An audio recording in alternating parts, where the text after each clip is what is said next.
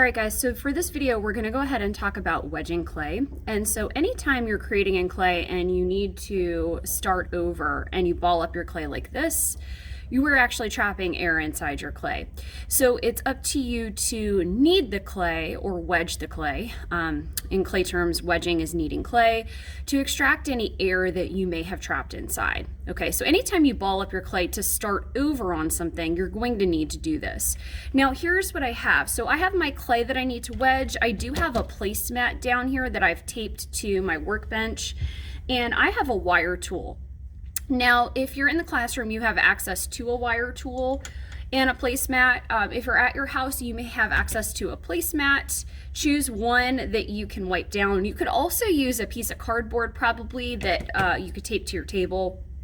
That would be fine.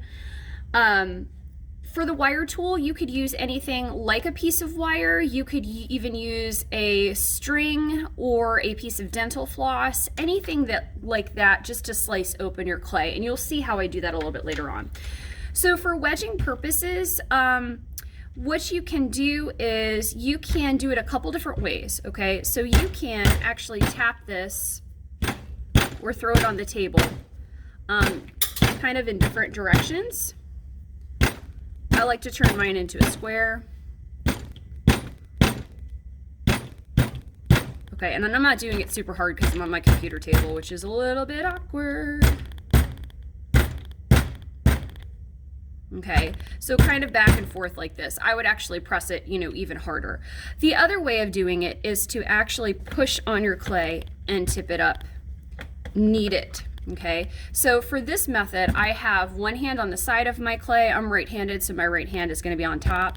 And basically, you're pressing down and out and pulling back, down and out, pulling back, down and out, pulling back. Okay, so it kind of creates this like little roll, essentially, of clay. And what you're doing with this is you are just compressing it, again, in order to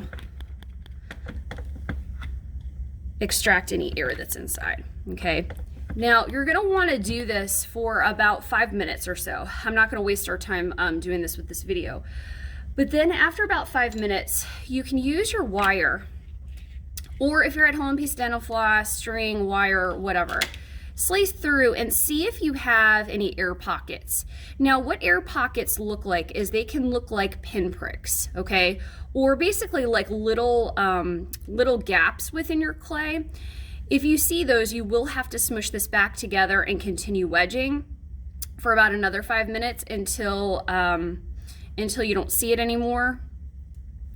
If you don't see that, you can smush this back together. Okay, knead it for a couple more times, and then roll this out. Okay, so you can roll this out into a slab. You can, build with it, whatever it is you need to do.